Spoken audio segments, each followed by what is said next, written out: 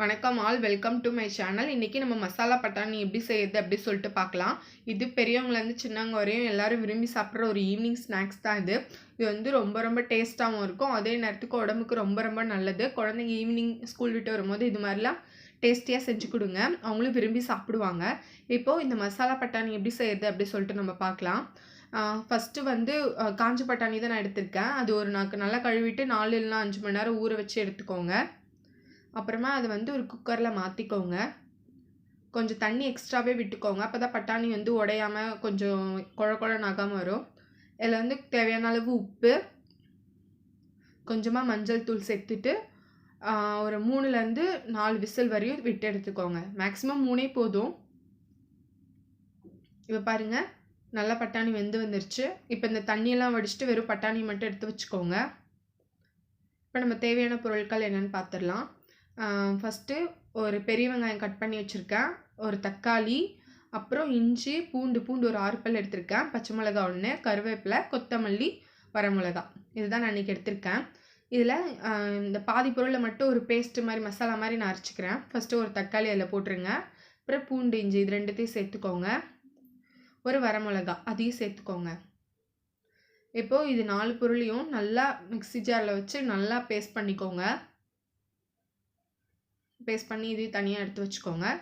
இப்போ அடுப்பில் ஒரு பேன் வச்சுக்கோங்க. பேன் நல்லா ஹீட் ஆன பிறகு தாளிக்கிறதுக்கு முதல்ல ஒரு 3 டேபிள் ஸ்பூன் வந்து ஆயில் விட்டுக்கோங்க.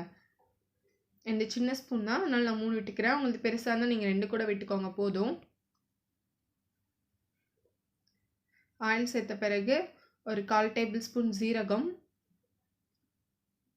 1/4 டேபிள் ஸ்பூன் வந்து சோம்பு, இது ரெண்டும் நல்லா கொஞ்சம் பொரிஞ்சு வர டைமில் கொஞ்சமாக கடுகு, அப்புறம் கொஞ்சமாக உளுத்தம் பருப்பு இதெல்லாம் சேர்த்துக்கோங்க. சேர்த்து கொஞ்சம் வதக்கிக்கோங்க.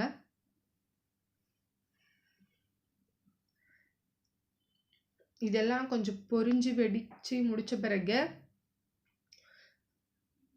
ஒரு கருவேப்பிலையும் ஒரு பச்சை மிளகாவும் இதில் சேர்த்துக்கோங்க. சேர்த்துட்டு அதையும் ஒரு 2 ஃப்ரை பண்ணிவிடுங்க.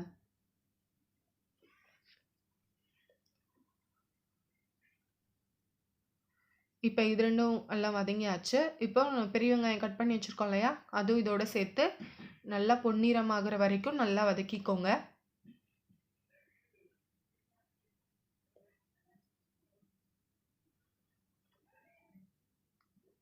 இப்போது வெங்காயம் வதங்கினோடனே நம்ம பேஸ்ட் அரைச்சி வச்சுருந்தோம் இல்லையா ஏற்கனவே, அந்த மசாலாவை இதில் சேர்த்துக்கோங்க.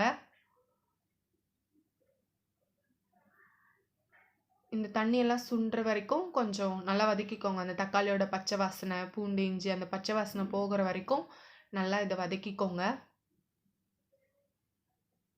இப்போ அதில் கொஞ்சமாக மஞ்சள் தூள், உப்பு உங்களுக்கு இந்த வெங்காயத்துக்கு வேணால் கொஞ்சம் சேர்த்துக்கோங்க. நான் பட்டாணிலே போட்டதுனால நான் இதில் சேர்த்துக்கல, உங்களுக்கு வேணால் லைட்டாக சேர்த்துக்கோங்க.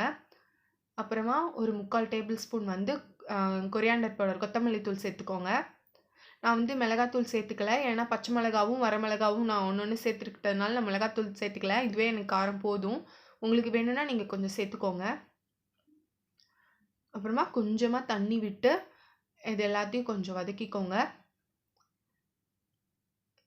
இப்போ இது 2 நிமிஷம் கொதித்த பிறகு நம்ம ஏற்கனவே வடிகட்டி வச்சுருக்கோம் இல்லையா பட்டாணி, அதை இதில் சேர்த்துக்கோங்க.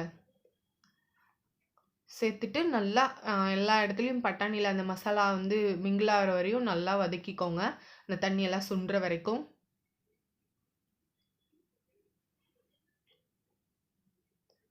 பாருங்கள், ஓரளவுக்கு சுண்டி வந்துருச்சு. இன்னும் கொஞ்சம் நல்லா டீப்பாக சுண்டுற வரையும் வதக்கிக்கோங்க. ஓகே, ஓரளவுக்கு சுண்டிடுச்சு. இப்போது தேவையான அளவு கொத்தமல்லி போட்டு அடுப்பை ஆஃப் பண்ணிக்கோங்க. அவ்வளோதாங்க, நம்மளோட சுவையான மசாலா பட்டாணி ரொம்ப சூப்பராக ரெடி ஆயிடுச்சு. நீங்களும் கண்டிப்பாக அதை வீட்டில் ட்ரை பண்ணி பாருங்கள். ரொம்ப ஹெல்த்தி, ரொம்ப டேஸ்டியும் கூட. அந்த சில்லி ஃப்ளேக்ஸ்லாம் அழகாக தெரியுது பாருங்கள். இது மாதிரி செஞ்சு நீங்களும் கண்டிப்பாக சாப்பிடுங்க, உடம்புக்கு ரொம்ப நல்லது. தேங்க்யூ.